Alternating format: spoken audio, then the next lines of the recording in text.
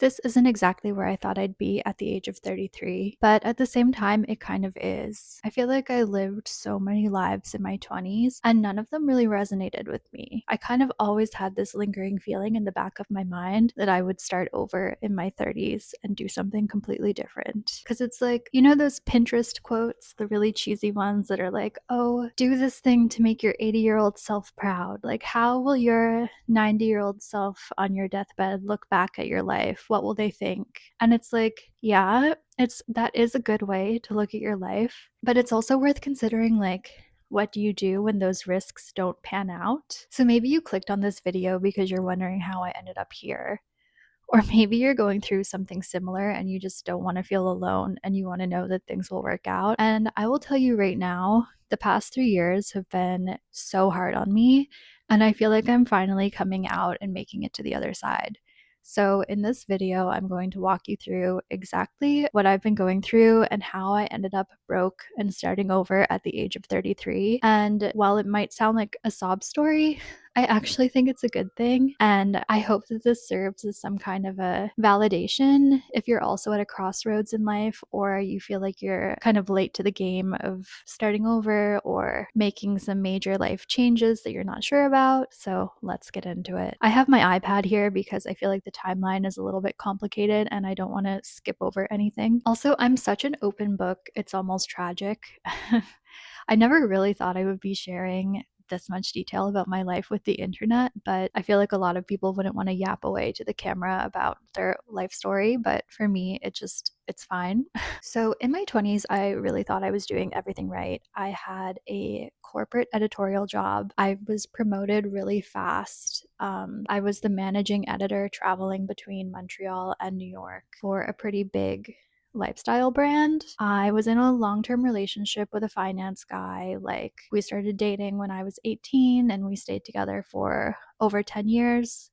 Like, it really felt like I was just like lining things up properly, like the way I was supposed to. You know, the like classic trope of like we were buying appliances on credit, like we were just doing what we were supposed to be doing. And I also found that I had a tendency to bubble myself with my romantic partner.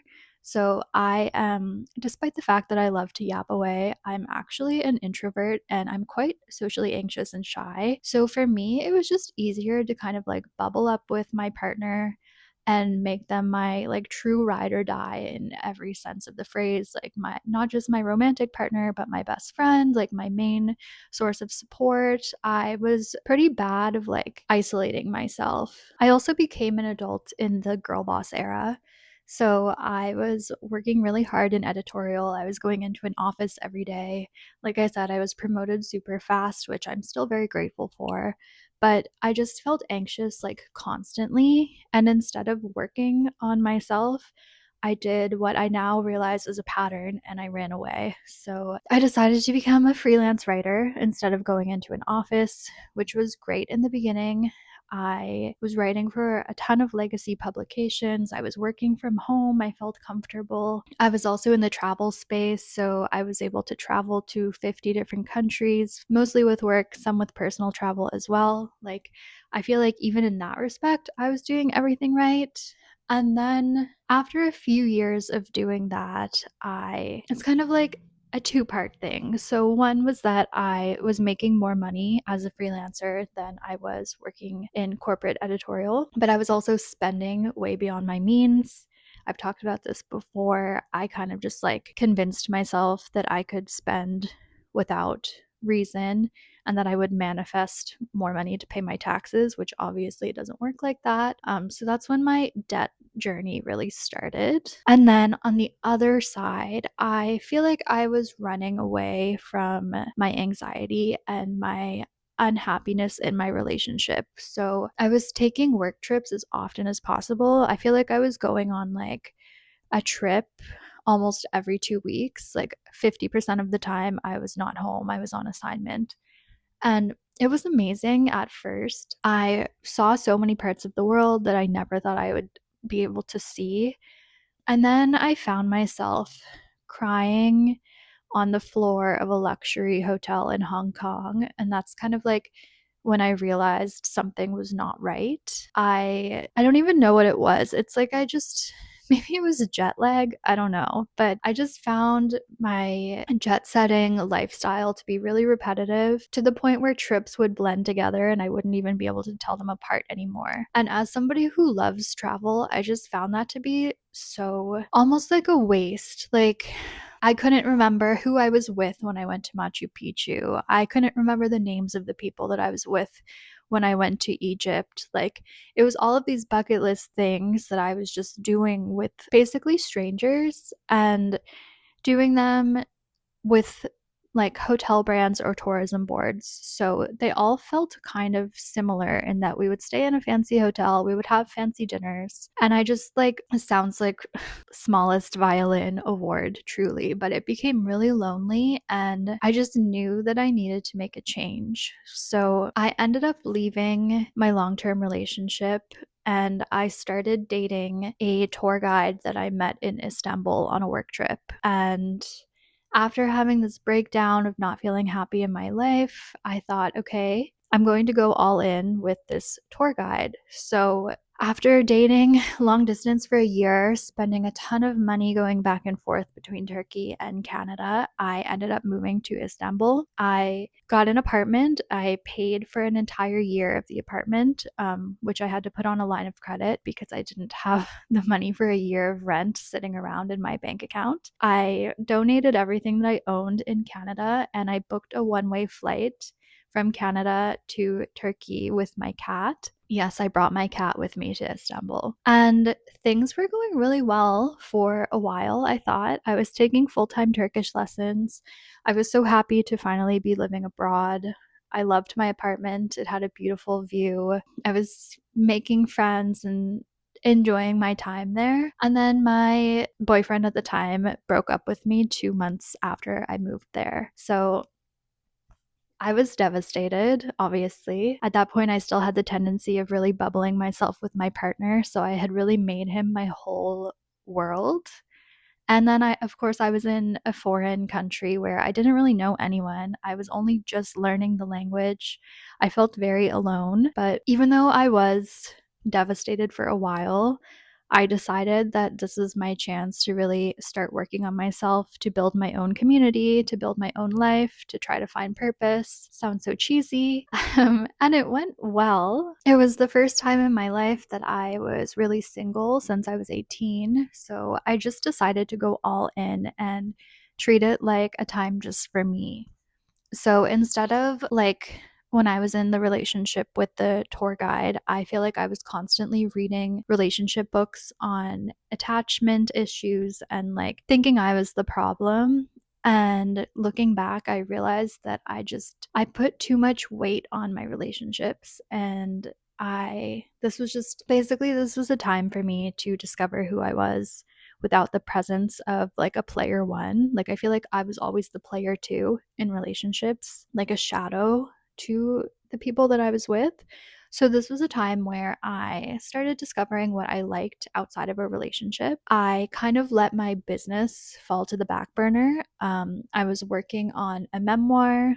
I was taking full time Turkish lessons. I was taking fitness classes. I was really putting myself out there to try to meet people and build my community. So, of course, my debt payment kind of fell to the side.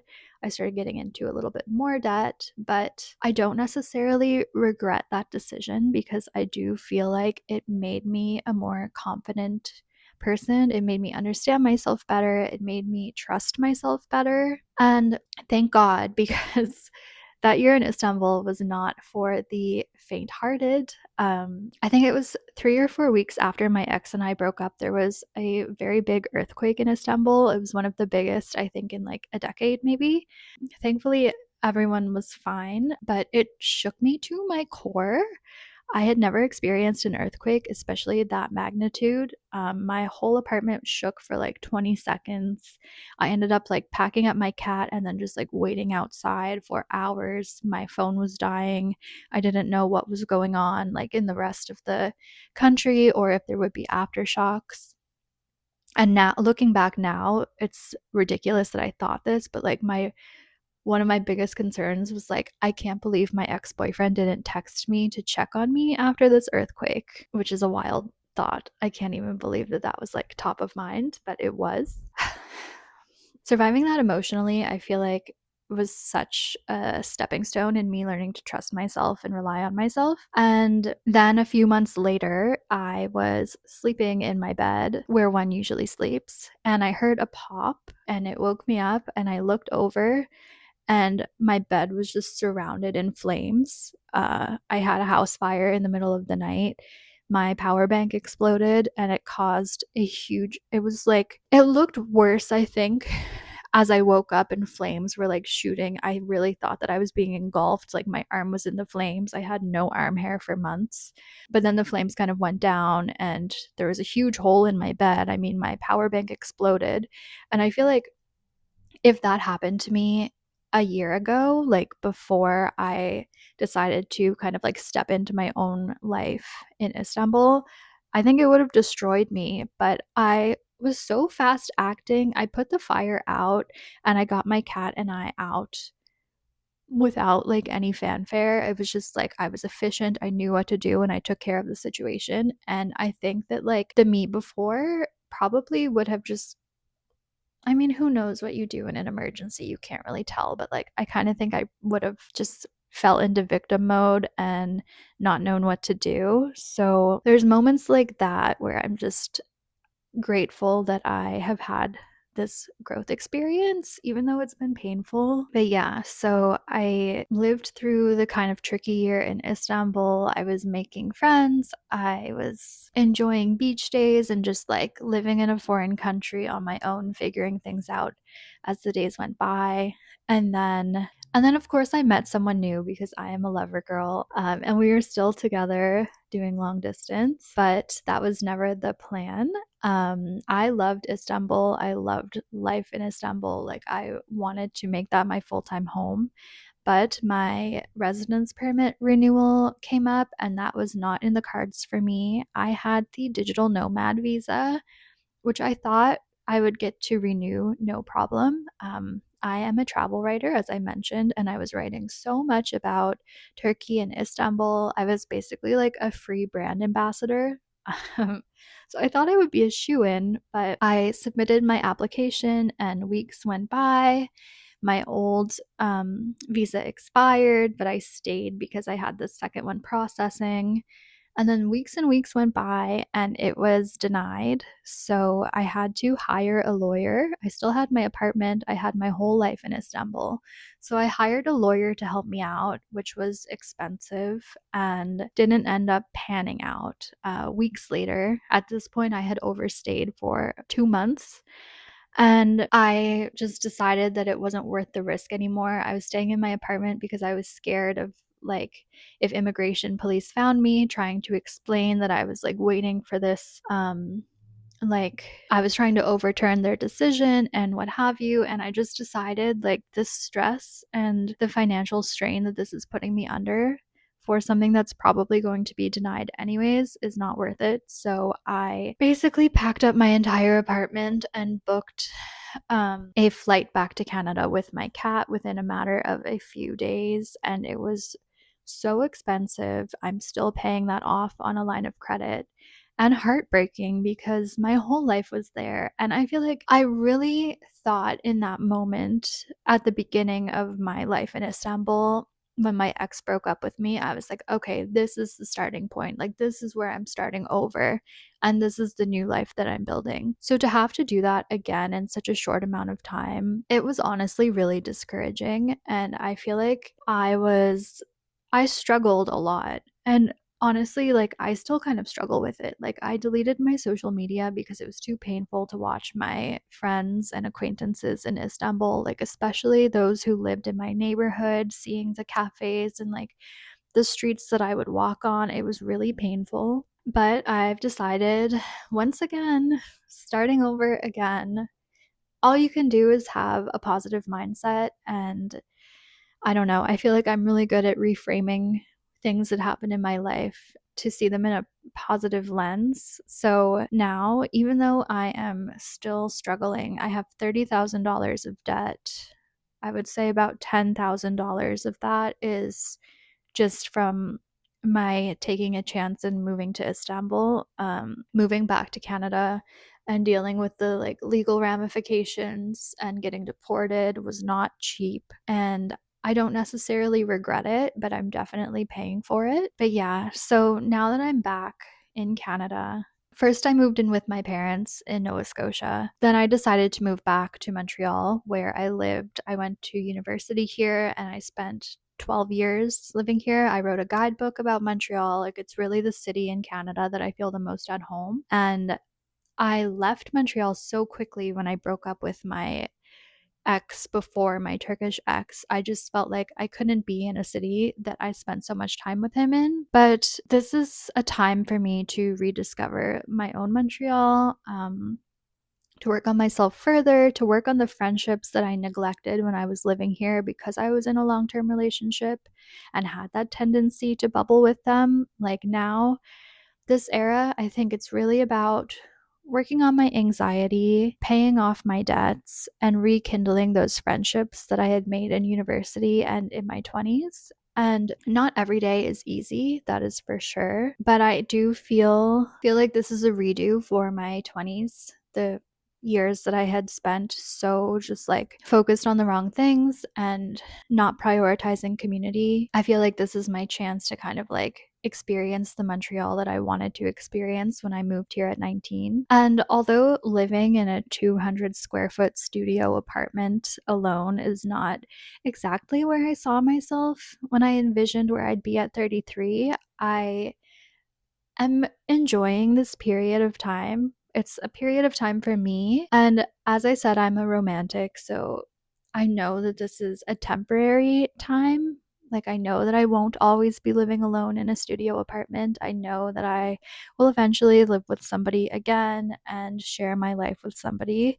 But for now, I'm really working on myself, focusing on getting out of debt and taking it one day at a time. Because I used to not really understand that life isn't really a ladder. Like, it doesn't just go like this all the time. It's more like a tapestry of experiences. And accepting that has made my life a lot more pleasant. I feel like before it was like I needed to make sure that like everything in my life was going up and like things were like I had aversion to phases. I found change to be really hard and I felt like I needed to just be it's hard to explain. It's like I think that life is more about experiences that you go through and setbacks are just part of those experiences. So you can't look at it like you're going back down the ladder. You have to just see it as like a quilt instead of a ladder. I swear I don't know, this is getting kind of cheesy, but basically, I just feel like you can have happiness and stability in your life and still have setbacks, and right now, I'm only focused on just, like, having a baseline of stability and comfort and respecting myself and learning to trust myself and just seeing where life takes me. Like, yes, I've had setbacks. Yes, I have regrets. There are things I wish I could change. There are decisions I wish I could take back. But all you can do is move forward and make the best of it. And that's what I'm doing. And I hope that's what you're going to do as well, because that's all we have. But yeah, so that's how I ended up broke, living alone and rebuilding at 33. Thanks if you made it this far, and I will see you in the next one. And don't forget to subscribe. Okay. Thank you. Bye.